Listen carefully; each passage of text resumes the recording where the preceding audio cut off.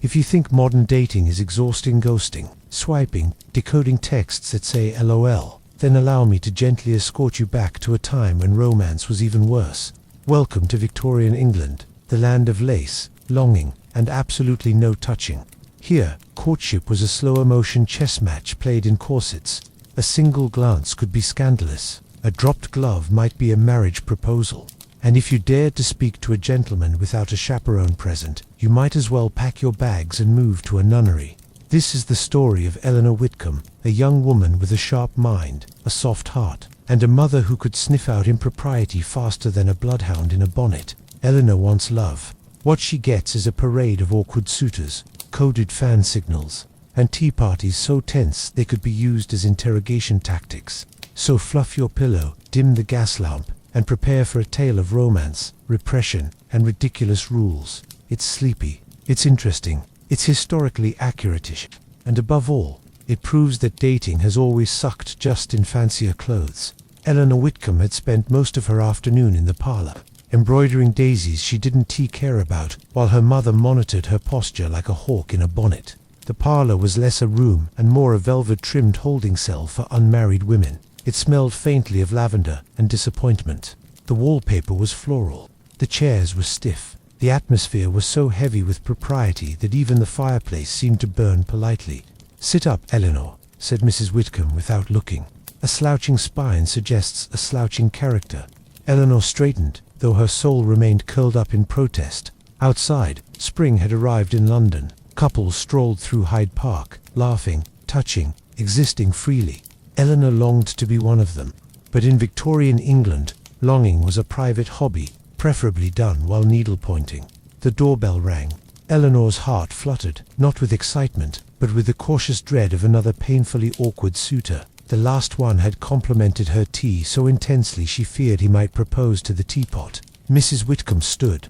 "Compose yourself. It may be Mr. Penrose." Mr. Penrose was quiet, poetic, and once described her embroidery as soulful. Eleanor wasn't sure if he was courting her or the daisy she stitched. He entered, hat in hand, posture impeccable. He bowed. She curtsied. Mrs. Whitcomb hovered like a moral fog.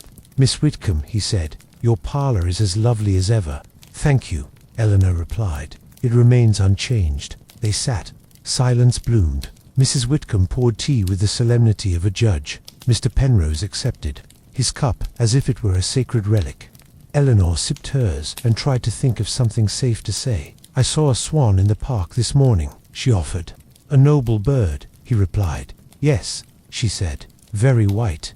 Mrs. Whitcomb nodded. The conversation had remained within the bounds of decency. 20 minutes passed. They discussed birds, fog, and the moral decline of people who danced enthusiastically. Mr. Penrose recited a poem about mist. Eleanor complimented his diction. Mrs. Whitcomb looked pleased, which meant no one had said anything interesting. When he rose to leave, he bowed again. "May I call again next week?" "You may," Mrs. Whitcomb answered before Eleanor could speak. He left. The parlor resumed its silence. "You could do worse," her mother said. "I could also do better," Eleanor muttered. Mrs. Whitcomb narrowed her eyes. "Romance is not a buffet, Eleanor." Eleanor returned to her embroidery. The daisy looked smug. In Victorian England, romance didn't begin with a smile or a spark. It began with a rectangle of stiff paper and a ritual so convoluted it could been designed by a committee of overly polite ghosts. The calling card was the suitor's first move. Not a message, not a conversation, just a name, elegantly printed, delivered by hand or servant, and left on a silver tray in the front hall like a business card for love. Eleanor Whitcomb had a drawer full of them, some embossed, some scented, one with a tiny sketch of a pheasant, for reasons she never understood. She kept them not out of sentiment, but because throwing them away felt like committing a minor social crime. "Mr. Penrose has left another card," Mrs. Whitcomb announced one morning, holding it like a sacred scroll. "He will call Thursday at 4. Eleanor nodded. She had no say in the matter. A calling card was not a request, it was a declaration. If accepted, the gentleman would arrive precisely on time, sit precisely upright, and engage in precisely 45 minutes of conversation about weather, poetry, and the moral decay of modern youth. If rejected, the card would be returned in an envelope. No explanation, just a silent, papery no thank you. Eleanor once asked her mother why they couldn't simply speak to people like normal humans. Because we are not savages, Mrs. Whitcomb replied, adjusting her brooch with the intensity of someone preparing for battle. On Thursday, Mr. Penrose arrived at 4 o'clock sharp. He was punctual, as always, and slightly damp from a drizzle that had begun just as he stepped out of his carriage. His hat was respectfully removed. His boots were respectfully polished. His soul, Eleanor suspected, was respectfully repressed. Miss Whitcomb, he said, bowing, I trust the weather has not dampened your spirits. It has dampened my socks, she replied, then immediately regretted being honest. Mrs. Whitcomb cleared her throat, a sound that translated roughly to do not be amusing. They sat in the parlor. Tea was served. Conversation tiptoed through safe topics. The Queen's latest portrait, the price of lace, and a recent sermon about the dangers of enthusiasm. Mr. Penrose recited a few lines from Tennyson. Eleanor nodded politely. She wanted to ask him what he actually liked, what made him laugh, what made him nervous, what he thought about when he wasn't quoting Fogg. But such questions were not permitted. Not yet. Not ever, perhaps. After exactly 45 minutes, Mr. Penrose stood. May I leave another card for next week? You may, Mrs. Whitcomb replied. He bowed. Eleanor curtsied. The door closed. Eleanor sighed and looked at the silver tray. Another card would arrive. Another visit would follow. Another hour of polite nothing. Dating, she thought, was like embroidery, repetitive, delicate, and occasionally painful. In Victorian England, saying I like you was considered far too bold. Instead, women were expected to communicate romantic interest through the subtle and often confusing language of accessories. Chief among these was the fan. Eleanor Whitcomb owned 3 fans, one ivory, one lace, and one that squeaked when opened, which she used only in emergencies. She had been taught the language of the fan by her Aunt Lavinia, who claimed it was more reliable than words and less dangerous than eye contact. If you carry it in your right hand, Aunt Lavinia had whispered, you're signaling interest. If you carry it in your left, you're not. If you open it slowly, you're inviting conversation. If you snap it shut, you're offended. If you drop it well, that depends. Depends on what? Eleanor had asked. On whether you meant to drop it. At the Hargrave Spring Ball, Eleanor found herself surrounded by fans. They fluttered like butterflies, snapped like judgments, and occasionally flew across the room like startled birds. It was a symphony of silent flirtation, and Eleanor had no idea what anyone was saying. Lady Hargrave, the hostess and self-appointed matchmaker, floated past in a cloud of perfume and lace. Use your fan wisely, my dear, she said. It speaks louder than words. Eleanor nodded, though her fan was currently stuck halfway open and making a sound like a reluctant accordion. Across the ballroom, Mr. Penrose stood near the punch bowl, looking as poetic as ever. He was speaking to a gentleman about the tragic symbolism of rain. Eleanor considered approaching him, but how? She couldn't simply walk over and say hello. That would be madness. Instead, she lifted her fan to her face, which supposedly meant I'm interested, or possibly I have a headache. She wasn't sure. Mr. Penrose glanced her way. She lowered the fan slowly, an invitation to speak. He took a step forward. She dropped the fan. It clattered to the floor with a sound that echoed through the room like a tiny scandal. Aunt Lavinia gasped. Lady Hargrave raised an eyebrow. Mr. Penrose paused, uncertain whether the dropped fan meant I adore you or please leave me alone forever. Eleanor bent to retrieve it, knocking over a small vase in the process. The fan squeaked. The vase wobbled. Her dignity fled. Mr. Penrose approached, bowing slightly. Miss Whitcomb, are you injured? Only socially, she replied. He smiled, a real smile, not the polite kind. Your fan speaks volumes. It's very opinionated, she said. They stood there, awkward but amused, while the rest of the ballroom resumed its silent fluttering. Eleanor realized then that perhaps the fan wasn't the point. Perhaps the real language of flirtation was shared laughter, mutual confusion, and the courage to say something honest even if it squeaked. Eleanor Whitcomb had once tried to take a deep breath in a corset. The result was a sound somewhere between a gasp and a squeak, followed by a brief moment where she saw stars and considered fainting for dramatic effect. Corsets were the backbone literally of Victorian fashion. They cinched the waist, lifted the bust, and crushed the lungs. A well-fitted corset could reduce a woman's waist by several inches. A poorly fitted one could reduce her will to live. Eleanor's corset was made of whalebone, satin, and quiet resentment. It took 2 maids and a prayer to lace it properly. Once inside, she could stand, smile, and sip tea. She could not bend, twist, or laugh too hard without risking structural failure. Romance, under such conditions, was a logistical nightmare. At the Hargrave Spring Ball, Eleanor watched couples attempt to dance while encased in layers of fabric and social anxiety. Crinolines swayed like ships in a storm. Bustles bobbed. Gloves squeaked. The entire room moved with the grace of a well-dressed stampede. Mr. Penrose approached, offering his arm. "May I have this dance?" "You may," Eleanor replied, though she wasn't entirely sure her corset would allow it. They stepped onto the floor. The music began. Eleanor moved cautiously, like someone navigating a minefield in heels. Mr. Penrose was gentle, careful not to spin her too quickly or step too close. Their hands touched briefly. Gloved hand Eleanor felt a flutter of something that might have been attraction or possibly restricted blood flow. "Are you enjoying the evening?" he asked. "I'm enjoying the parts where I can breathe," she replied. He smiled. "You wear the corset well." "That's because I haven't sat down yet." They danced in slow circles, surrounded by couples performing the same delicate ballet. No one spoke of feelings. No one broke the rules. It was romance by choreography, graceful, distant, and entirely exhausting. After the dance, Eleanor returned to her chair, where she sat upright and motionless, lest the corset rebel. Her mother handed her a glass of water and a look of approval. "You danced beautifully," Mrs. Whitcomb said. "I danced carefully," Eleanor replied. She looked around the room. Everyone was beautiful, restrained, and slightly uncomfortable. It was hard to fall in love when you couldn't bend at the waist. Eleanor sighed and adjusted her fan. Somewhere beneath the satin and whalebone, her heart beat steadily, waiting for a moment of real connection, one that didn't require perfect posture or shallow breathing. Eleanor Whitcomb had never been alone with a man in her entire life. Not once, not even for a moment.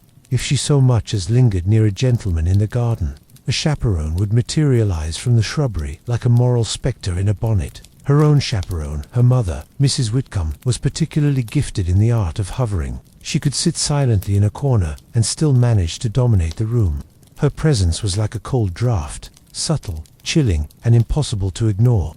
At the Hargrave Spring Ball, Eleanor had hoped for a brief moment of privacy. Not scandalous privacy. Mind you, just a few minutes to speak to Mr. Penrose without commentary, correction, or the sound of her mother clearing her throat every time she used a verb. But Mrs. Whitcomb was relentless. She followed at a polite distance, always within earshot, always armed with a fan and a frown.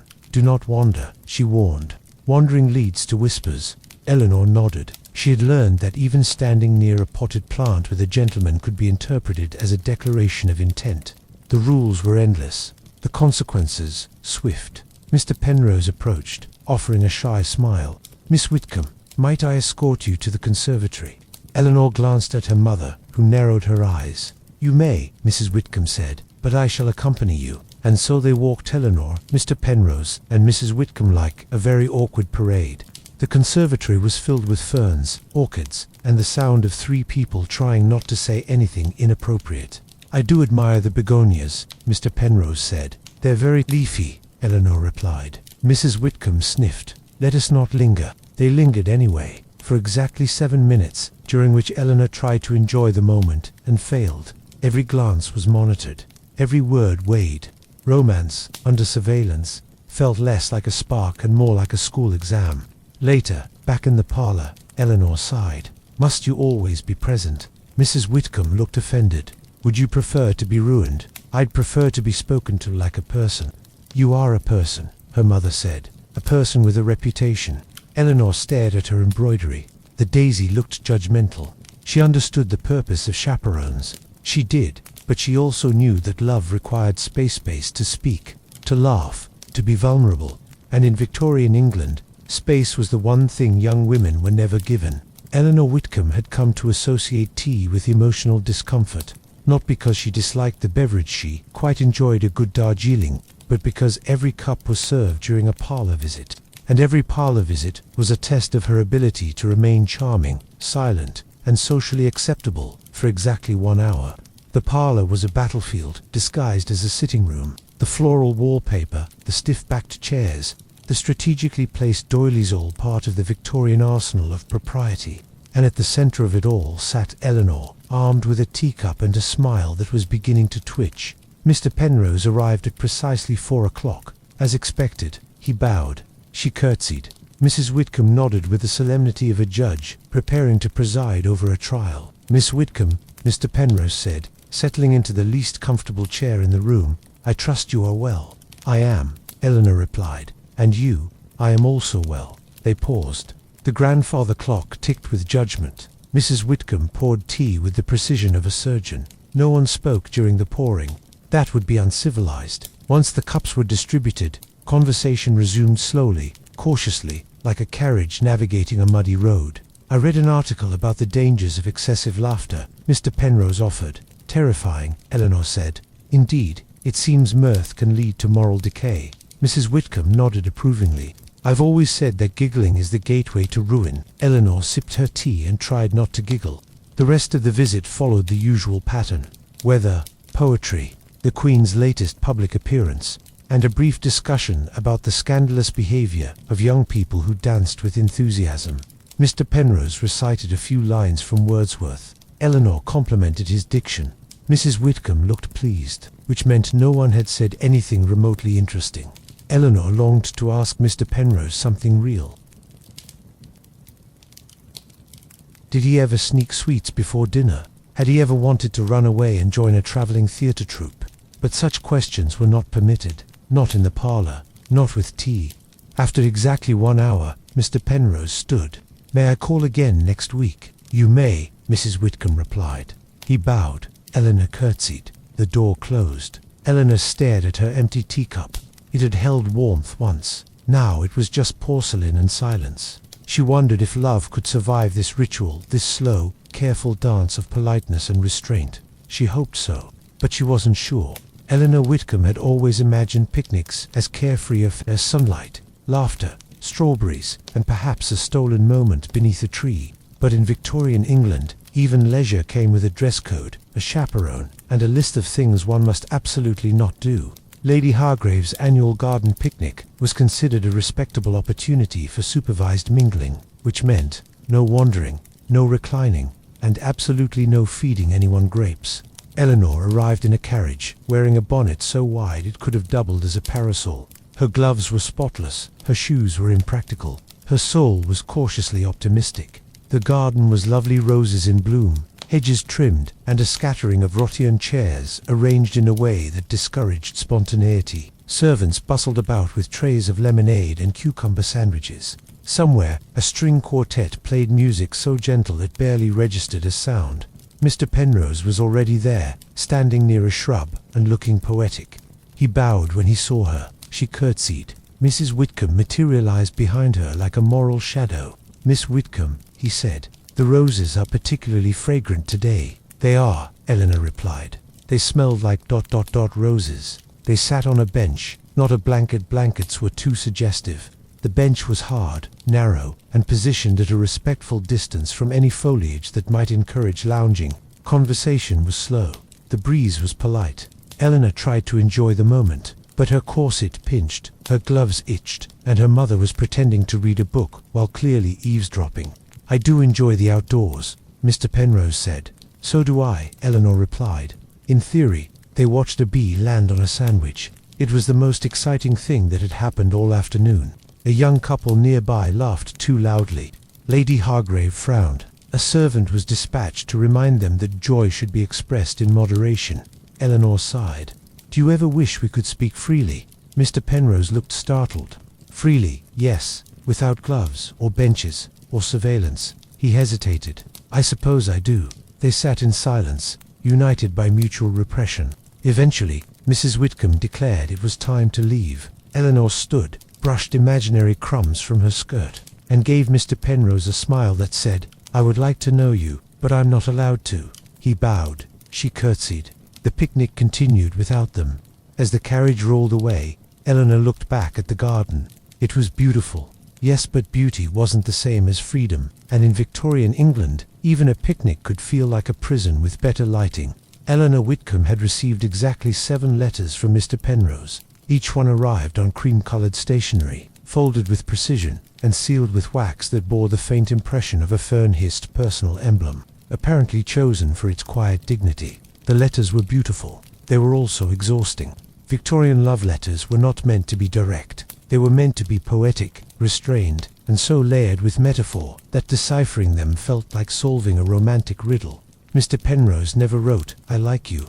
He wrote things like, "Your presence lingers in my thoughts, like the mist upon the more gentle, elusive, and quietly haunting." Eleanor wasn't too sure if that meant he adored her, or if she reminded him of bad weather. She sat at her writing desk, surrounded by lace and indecision, trying to compose a reply. Her mother had advised her to be warm but not forward, clever but not bold, sincere but not revealing, which left her with roughly 3 acceptable adjectives and no verbs. She dipped her pen in ink and began, "Dear Mr. Penrose, your recent correspondence was received with gratitude and reflection." The imagery of mist was ... evocative. She paused. Was evocative to suggestive? Should she say pleasant? Or perhaps appropriate? She sighed and crumpled the page. Love, in Victorian England, was a slow dance of paper and patience. Letters were the only way to express feelings without scandal. But even then, feelings had to be disguised as admiration for one's character, taste in literature, or ability to appreciate begonias. Eleanor longed to write something real. Something like, "I think about you more than I should. I wish we could speak without supervision. I wish I knew what you were like when you weren't quoting fog." But such honesty would be considered reckless, possibly ruinous. Instead, she wrote, "I, too, find solace in the quiet beauty of nature. The garden has been particularly fragrant this week." She signed it, sealed it, and handed it to the maid, with instructions to deliver it discreetly. Later, she sat in the parlor, wondering what Mr. Penrose would make of her reply. Would he read between the lines? Would he understand that fragrant garden meant, "I want to know you"? Or would he respond with another ode to mist? Either way, the letter was sent. And in Victorian England, that was as close to vulnerability as one could safely get. Lady Thistlethwaite's annual masquerade ball was not merely a social event. It was a battlefield disguised in velvet and champagne. The invitations were handwritten, the guest list curated like a royal garden, and the purpose was singular, to match the unmatched. Eleanor Whitcomb arrived wearing a silver mask and a gown that shimmered like moonlight. Her mother had insisted on the color. Silver suggests modesty with a hint of allure, she'd said, adjusting Eleanor's neckline with the precision of a jeweler setting a diamond. The ballroom was a kaleidoscope of silk, laughter, and strategic glances. Every eligible bachelor was flanked by a hopeful mother, and every debutante had memorized her conversational arsenal. Shakespeare quotes, opinions on tea blends, and vague interest in botany. Mr. Penrose was there, of course. He wore a black mask and stood near the punch bowl, looking like a man who had read too much Byron and not enough etiquette manuals. Eleanor spotted him instantly, though she pretended not to. The masquerade was a game of coded gestures. A touch of the fan meant, "I'm interested." A glance over the shoulder meant, "I'm intrigued." A deliberate spill of champagne meant, "I need rescuing." Eleanor, however, had no patience for theatrics. She wanted a real conversation. She approached Mr. Penrose with the confidence of someone who had spent the last week decoding metaphors. "Lovely evening," she said, her voice calm but clear.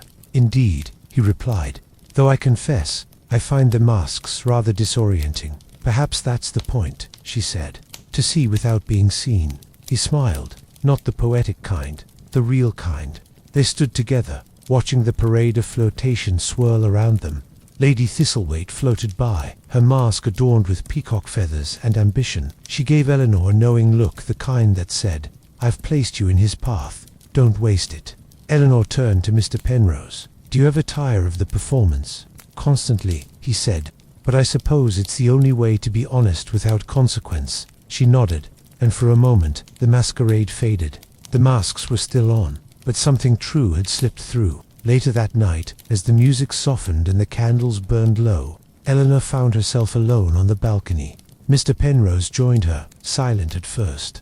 "I liked your letter," he said, "especially the part about the garden. It was fragrant," she said, "and honest." He looked at her, not through metaphor, not through mist, but directly. "Would you walk with me tomorrow?" "Yes," she said, "without masks." And just like that, the masquerade ended, not with fanfare, but with a promise. The invitation arrived on thick ivory paper, embossed with the Penrose family crest, a lion holding a book, which Eleanor found both intimidating and oddly specific. Lady Agatha Penrose requests the pleasure of Miss Eleanor Whitcomb's company for tea. It was not a request, it was a summons. Lady Agatha was Mr. Penrose's aunt, guardian, and gatekeeper. She was known for her sharp tongue, sharper eyebrows, and an uncanny ability to detect insincerity at 20 paces. Her tea parties were less about refreshment and more about interrogation. Eleanor arrived precisely at 4 o'clock, dressed in pale blue, a colour her mother insisted made her look unthreatening but intelligent. The drawing room was a museum of ancestral portraits and floral arrangements that looked like they'd been arranged by someone with a vendetta against symmetry. Lady Agatha sat in a high-backed chair, flanked by 2 spaniels and a tray of porcelain so delicate it seemed to tremble under the weight of expectation. "Miss Whitcomb," she said, without rising, "you are punctual. That is a good start." Eleanor smiled politely and sat across from her, hands folded like a schoolgirl awaiting judgment. The tea was poured. The interrogation began. "Do you read?" Lady Agatha asked. "Yes," Eleanor replied, "mostly novels and essays." "Novels," Lady Agatha repeated, as if tasting something sour. "Fiction is a dangerous indulgence. It encourages imagination. Imagination is what allows us to see beyond what is," she said, "and sometimes what should be."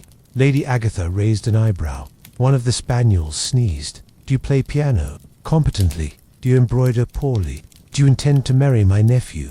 "I intend to know him better." There was a pause, the kind that could either precede a compliment or a duel. Lady Agatha sipped her tea. "You are not what I expected." "I rarely am," Eleanor said. The older woman studied her for a long moment, then reached for a scone. "Good.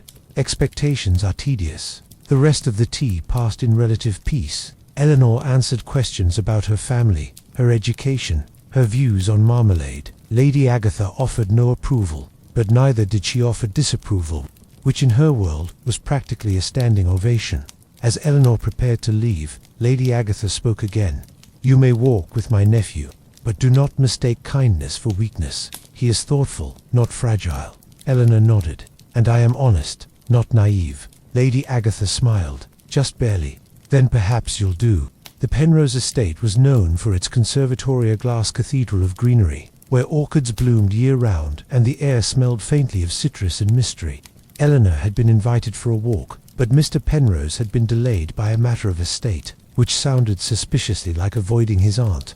Left to her own devices, Eleanor wandered through the conservatory, admiring the plants and wondering how many metaphors Mr. Penrose had extracted from them over the years. She paused by a marble bench, where a small writing desk had been tucked beneath a climbing vine.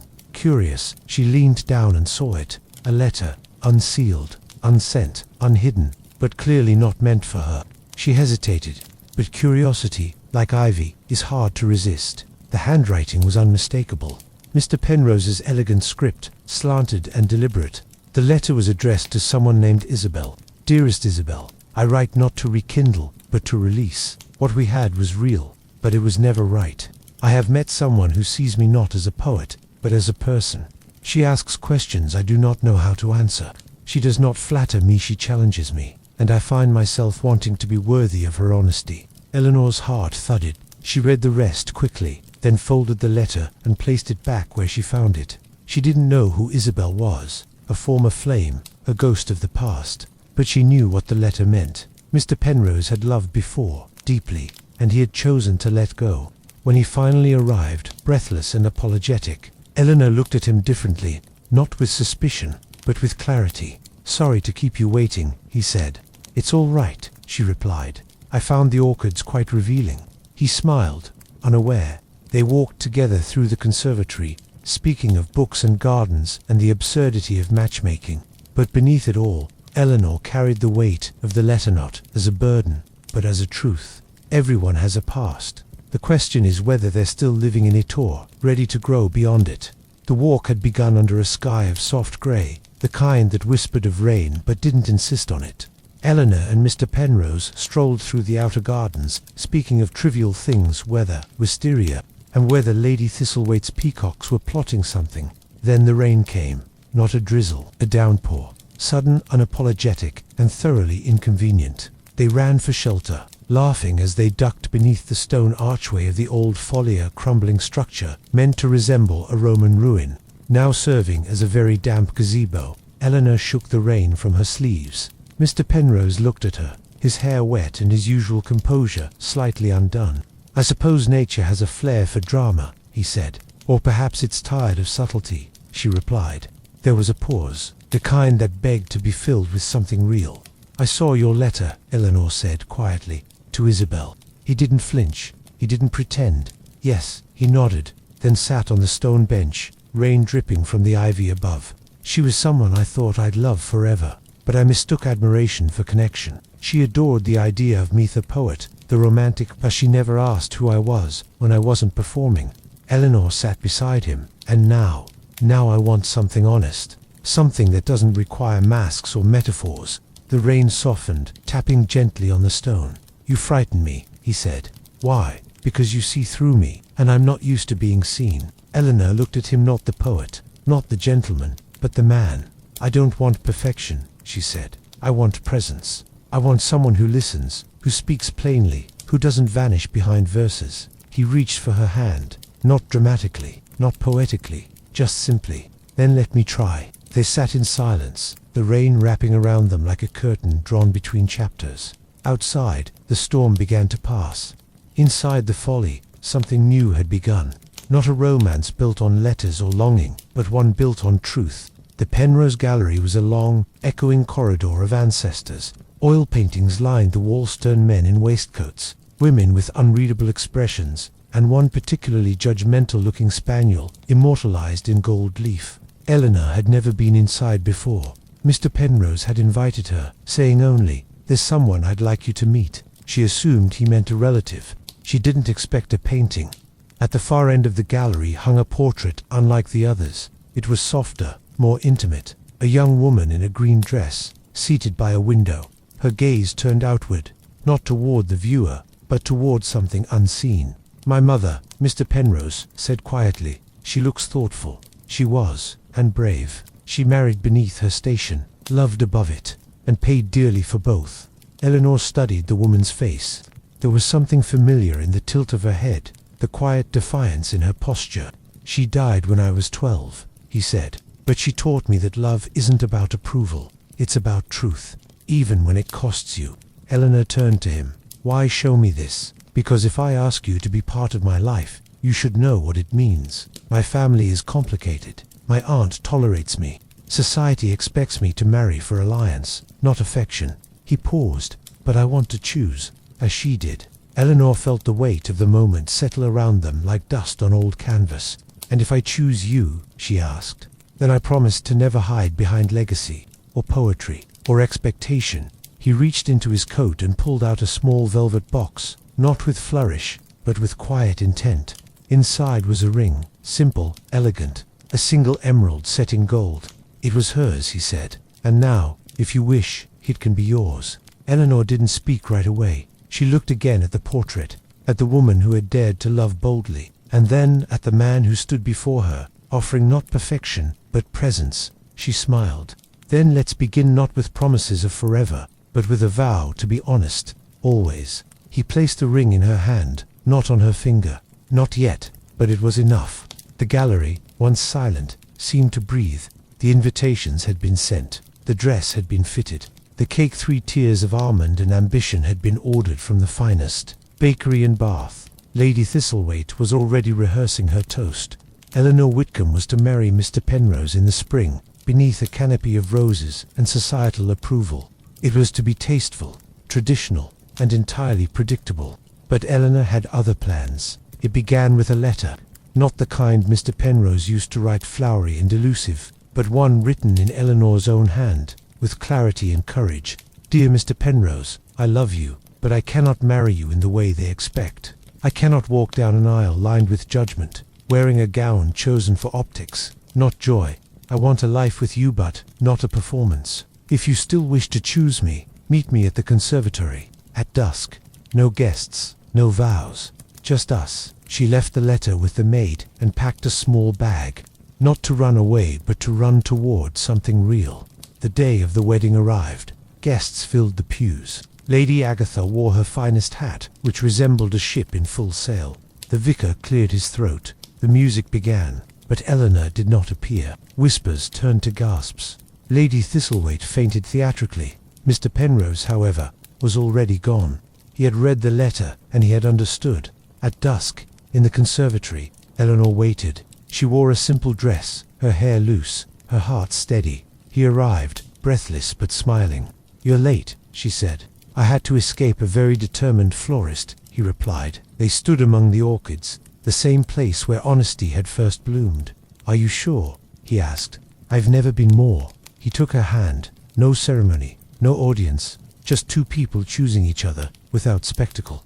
Later, they would marry quietly, in a garden, with only the ivy as witness, and society would talk. Of course, they always did. But Eleanor didn't mind, because she hadn't just found love, she had claimed it.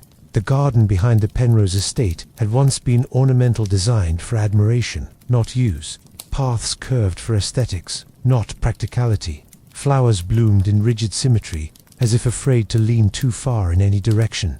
But Eleanor had other ideas. She began with herbs. Basil, thyme, and mint crept into corners once reserved for roses. Then came vegetables, peas, and a stubborn patch of carrots that refused to grow straight. Mr. Penrose watched with mild alarm as his ancestral garden transformed into something delightfully chaotic. "You've declared war on symmetry," he said one morning. "I've declared peace with reality," she replied, planting a crooked row of beans. Their life together was much the same, unconventional, honest, and full of small joys. They read aloud to each other in the evenings, sometimes poetry, sometimes scandalous novels. They hosted dinners where guests were encouraged to speak plainly, and Lady Agatha, surprisingly, became a regular visitor, though she still insisted on bringing her own teacup. Eleanor kept writing, not letters, but essays, observations, thoughts on love, truth, and the absurdity of social rituals. Mr. Penrose encouraged her, even offered to publish them under his name. "Absolutely not," she said. "If I'm going to cause a stir, I want credit." He laughed, and agreed. One afternoon, while pruning the lavender, Eleanor paused. "Do you think we'll ever be respectable?" "I hope not," he said. "Respectability is terribly exhausting." They kissed among the bees and the scent of mint. The garden grew wild. So did their love. Not perfect, not poetic, but real. And that, Eleanor knew, was the most beautiful thing of all. The vicar of St. Bartholomew's was a man of solemn eyebrows and a voice that sounded permanently disappointed. His sermons were long, his pauses longer, and his opinions on marriage as rigid as the pews in his church. Eleanor and Mr. Penrose had avoided him for weeks, not out of disrespect, but out of self-preservation. Eventually, however, Lady Agatha insisted. "You must speak to the vicar," she said. "He's begun to suspect you've married in secret, or worse, in joy." So they went. The vicar's study smelled of old parchment and moral tension. He gestured for them to sit, then folded his hands as if preparing to deliver a verdict. "Mr. Penrose, Miss Whitcomb, or should I say Mrs. Penrose?" Eleanor smiled. "You may say whatever feels most accurate." The vicar did not smile. "I understand your union was unconventional." "It was honest," Mr. Penrose replied. "Honesty," the vicar said, "is admirable. But tradition is sacred." Eleanor leaned forward. "Tradition is useful, until it becomes a cage." There was a pause. The vicar blinked slowly, like a man recalibrating his worldview. "You did not marry in the church. We married in the garden," Mr. Penrose said. "Among the ivy." It was quite biblical, if you think about it. The vicar looked as though he might faint, or write a strongly worded letter. "And your vows?" "We promised to be truthful," Eleanor said. "To listen, to grow, to never pretend." The vicar cleared his throat. "And what of obedience?" Eleanor raised an eyebrow. "We obey our conscience, and occasionally each other's better judgment." There was silence. Then, surprisingly, the vicar sighed. "Well, I suppose the Lord works in mysterious ways." "He certainly does," Mr. Penrose said, "especially when it comes to matchmaking." They left the study with no official blessing, but no condemnation either, which, in Victorian England, was practically a standing ovation. Outside, the sun was warm. The air smelled of lavender and liberation. "Do you think he'll recover?" Eleanor asked. "Eventually," Mr. Penrose said. "Once he realizes joy isn't a sin." They walked home hand in hand. passing the churchyard where ivy crept over old stones, quietly rewriting history, one leaf at a time. The garden behind Penrose Manor had once been wild, not in the romantic sense, but in the way that hinted at neglect, tangled vines, stubborn thistles, and roses that bloomed defiantly in the wrong season. Eleanor had always loved it. It reminded her of herself. Now, months after the wedding, the garden had begun to change. Mr. Penrose had hired a gardener, but Eleanor had insisted on keeping one corner untouched. "That patch," she said, "is mine. It's where I bury my regrets." He thought she was joking. She wasn't. Every morning Eleanor walked to the overgrown corner with a cup of tea and a quiet mind. She didn't prune. She didn't weed. She simply sat and remembered. She remembered the suitors she'd rejected, not because they were unkind, but because they were uninteresting. She remembered the parties she'd endured, smiling through conversations that felt like performances. She remembered the moment she almost said yes to a life that would have looked perfect on paper and felt hollow in practice. "I could have been comfortable," she whispered once. "I could have been admired, but she wouldn't have been herself." The garden rustled in response, as if nature agreed. One afternoon, Mr. Penrose joined her. "What do you see when you look at this mess?" he asked. "I see choices," she said. "I see the version of me that almost was, and the one I chose to become." He nodded, then sat beside her. "Do you regret any of it?" Eleanor thought for a moment. "Only the time I spent trying to be liked. I should have aimed to be understood." They sat in silence, the kind that feels like music. The wind moved through the thistles. A single rose bloomed out of season. "You know," Mr. Penrose said, "I think this is the most honest part of the estate." "That's why I love it," Eleanor replied. "It's not pretty, but it's real." It began with a creaking floorboard. Eleanor had dropped a hairpin near the old writing desk in the East Winger room she rarely entered. As she knelt to retrieve it, her hand brushed against a loose plank. Curious, she pried it open. Inside was a small wooden box, wrapped in faded velvet and tied with a ribbon that had long since forgotten its color. She opened it. Letters, dozens of them, all in her handwriting. None had ever been sent. She sat down, heart thudding, and began to read. "Letter to Lady Agatha never sent. I know you mean well, but your advice feels like a corset, tight, restrictive, and designed to make me smaller. I want to breathe, not impress. Letter to Mr. Ashcombe never sent. You were kind, but I was bored, and I hated myself for it. I wanted to want you. I truly did." Letter to herself dated 3 years ago. "If you marry for safety, you'll resent the walls. If you marry for approval, you'll lose your voice. Wait for the one who listens when you whisper." Eleanor read for hours. Some letters were angry, some were tender, some were written in moments of despair, others in flashes of clarity. None were perfect, but all were true. Mr. Penrose found her there, surrounded by paper and memory. "What is all this?" he asked gently. "My unsent honesty," she said. "My hidden self." He picked up a letter and read silently. Then he looked at her. "You don't have to hide any more." She smiled. "I know, but I think I needed to remember who I was before I became who I am." They burned the letters together that night, not out of shame, but as a ritual, a release. The ashes floated into the garden, settling among the thistles and roses. Eleanor watched them disappear. "Goodbye," she whispered. "And thank you."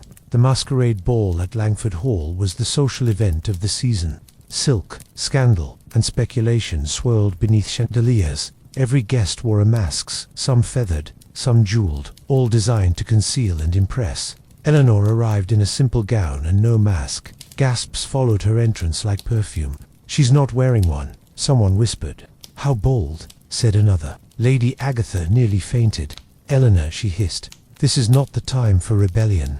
"It's not rebellion," Eleanor replied. "It's honesty." She walked through the ballroom like a woman immune to judgment. Eyes followed her, but she didn't flinch. She was tired of pretending. Mr. Penrose, ever her accomplice in quiet defiance, wore a mask shaped like a fox but removed it the moment he saw her. "You've started a revolution," he said. "I've started a habit," she corrected, "of showing up as myself." They danced. Not the waltz everyone expected, but something slower, more intimate. A rhythm that belonged to them alone. Around them, masks glittered and identities blurred, but Eleanor felt clear. Later, she wandered into the gallery, where portraits of ancestors stared down with painted judgment. At the end of the hall stood a mirror, tall, ornate, and unforgiving. She looked into it. No mask, no costume, just Eleanor. She saw the lines of laughter near her eyes, the defiance in her posture, the softness she'd once hidden. She didn't look perfect. She looked real. "I used to think I had to choose," she whispered, "between being admired and being known." Now she knew. Being known was the greater gift. She turned from the mirror and walked back into the ballroom, not to perform, but to belong. Victory didn't arrive with fanfare. It came in small moments. Like when Lady Agatha, once the fiercest critic of Eleanor's choices, sent a note with no advice, just a single line, "You were right to wait." Or when the vicar, during Sunday tea, asked Eleanor about her garden instead of her marital status. Or when Eleanor walked through town and no one whispered any more. They nodded. They smiled. They saw her, not as a scandal, but as a woman who had chosen herself. Penrose Manor had changed. The ivy grew freely now, no longer trimmed into submission. The garden bloomed in wild harmony. Even the staff seemed lighter, as if the air itself had learned to breathe. Eleanor spent her mornings writing not letters she'd never send, but essays, reflections, fragments of truth. Mr. Penrose read them aloud in the evenings, sometimes pausing to kiss the margins. "You've become a philosopher," he teased. "I've always been one," she replied. "I just stopped apologizing for it." One afternoon, a young woman named Clara arrived at the manor. She was nervous, clutching a notebook and wearing shoes too tight for comfort. "I heard you speak once," Clara said. "At the library. You said women should be more than decoration." "I did." Eleanor smiled. "I want to be a writer," Clara whispered. "But everyone says I should marry first." Eleanor handed her a cup of tea. "Marry if you want, write if you must, but never let approval be your compass." Clara's eyes filled with tears. "Thank you." Eleanor watched her leave, notebook clutched like a sword. That was triumph, not applause, but impact. That evening, Eleanor stood in her garden, watching the sun dip behind the thistles. She didn't feel victorious. She felt whole. And that, she realized, was the quietest and loudest triumph of all. Years passed. The ivy grew thicker. The roses bloomed in stranger colors. And Eleanor's garden once, a corner of regret, became a sanctuary for those who didn't. Tea fit the mold. Writers, dreamers, women with questions no one wanted to answer. They came quietly, like wild birds drawn to a place that promised no cages. Eleanor welcomed them all. She didn't offer solutions. She offered space, and tea, and truth. Clara returned often, now published and bold. She brought others, young women with notebooks and nervous hearts. They sat in the garden and read aloud. They cried. They laughed. They bloomed. Mr. Penrose aged like wind-dry, sharp, and beloved. He still kissed Eleanor's margins and danced with her in the kitchen when no one was watching. They never had children, but they raised ideas. And ideas, Eleanor believed, were the most unruly and beautiful offspring of all. One spring morning, Eleanor found a note tucked into the ivy. "Thank you for being wild. You made it safe for me to be." She didn't know who wrote it. She didn't need to. In her final years, Eleanor wrote a book, The Garden of Unapology. It was part memoir, part manifesto, part love letter to every woman who'd ever been told to shrink. It was banned in 3 counties and read in secret by thousands.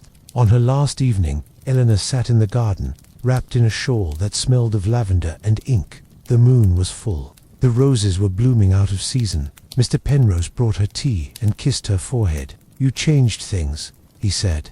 "I didn't mean to," she replied. "That's why it worked." She smiled, eyes soft with memory. "Promise me the garden stays wild, always." She closed her eyes. The wind rustled through the thistles, and the world, for a moment, felt perfectly untamed. "Good night."